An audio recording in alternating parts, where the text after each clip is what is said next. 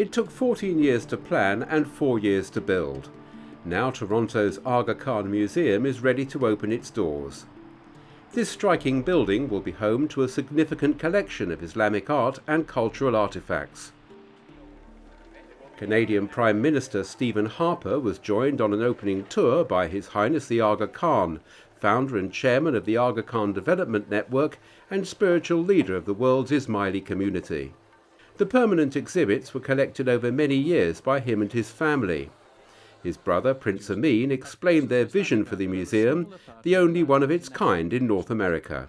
Here, in Toronto, visitors from all over the world will be uniquely able to experience and appreciate the intellectual, cultural, and artistic heritage of Muslim civilizations in all of its rich diversity. It is my hope and expectation that this museum will play an active and effective educational role, helping visitors to appreciate, understand, and empathize with an aesthetic and a culture new but no longer foreign or alien to them. Furthermore, the museum should endeavor to institute creative outreach activities into the schools and other educational institutions in this area. In its educational focus, the museum will reach out to speak to Muslims and non-Muslims alike about the peace, creativity, beauty, and pluralism of Muslim history. And in these tumultuous times, those values are needed more than ever.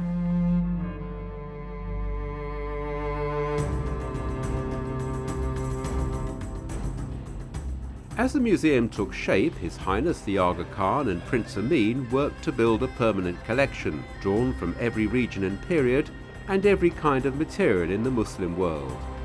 The aim is to grow that collection for generations to come. From Iran, this 1,000-year-old canon of medicine was the work of Ibn Sina, known in the West as Avicenna. For 5 centuries, it was the most important medical reference book in Europe and the Middle East. Some of the treatments it records are still in use. From India, these watercolour illustrations are from the manuscript of Baburnama. They were made in the 16th century by artists Kanha and Ikhlas. This Mongol-style robe is remarkably preserved for a garment woven more than 700 years ago. Ceramics from throughout the Muslim world share space with rare items of metalwork and fine carpets which would have been a lifetime's work for their creators. One of the most fascinating exhibits is this astrolabe. Made in Spain, it was an early aid to celestial navigation. Fantastic piece of art, fantastic piece of scientific instrument, which is effectively one of the earliest computers. But what's remarkable about this object is that it has inscribed on it inscriptions in both Arabic and Latin, which shows you Christians and Muslims living side by side in Spain in the 14th century. It also has, scratched on it, inscriptions in Hebrew. Visitors will enjoy this video display of some of the 1,000 artifacts on show. And some may be surprised by the richness of a culture which spans 11 centuries and 3 continents, from the Iberian Peninsula and West Africa to China. For me, the mission of this museum is to change people's perceptions. It may happen tomorrow, it may take a generation to occur. But what's most important when you look at the impact of this museum is that people do appreciate the art and creativity of the Muslim world, and they also see it as part of world heritage. That's what this museum is all about.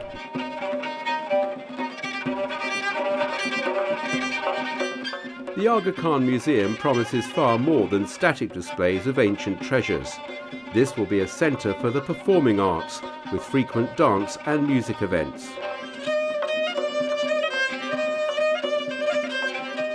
Contemporary art will also have a place, beginning with an exhibition of work by artists from Pakistan. It includes this colourful piece, which at first appears to be a rug.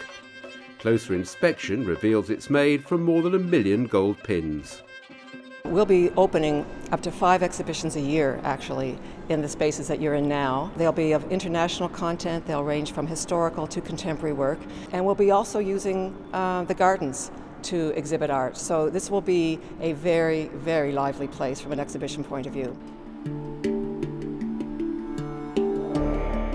The design of the museum itself presented a challenge. The site is surrounded by undistinguished city blocks. so a structure of architectural merit could not be expected to blend with its surroundings. The solution was to set the building in a park with reflecting pools and flower beds. We had thought that the site needed a civic space, which will be a gift to Toronto, and a landscape park, which immediately His Highness actually shared that vision. So the buildings became secondary to the park, and that's how we've conceived the site at the very beginning. The museum itself is a very simple rectilinear building to create a very bold statement, but its uniqueness is given through the way the building is chiseled. It's been angulated from the exterior, and that had been informed from the theme of light because it's a self-shading building. The upper part of the building cantilevers 2 meters out from the base. When the sun is out, the building begins to cast shadows on itself, and you can only do that when you have an angled facade. So the theme of light had informed that chisel, and the material itself, the white granite, is informed and hopefully responds to the celebration of light. Toronto is a city of diverse communities and a vibrant centre of culture. But those were not the only factors that brought the museum here. As the director of the Agakhan Trust for Culture explained to journalists, the location made perfect sense. If we establish a radius around Toronto of 1 hour distance flight, you have 60 to 70 million people living in that circle, and those are the potential immediate public of the museum. No forecast has been given of how many people will visit the Agakhan Museum, but figures are seen as less important than the statement it makes. At a time when some view the Muslim world in a negative light, this remarkable collection pays tribute to the beauty of a culture which has graced the world for more than 1400 years. The history of the thought and the creations of man can perhaps be said to be a long path from one period of enlightenment to another. I would hope that this museum will contribute to a new period of enlightenment, helping visitors from around the world to rediscover the common symbols that unite us all across the globe, across all civilizations, across time.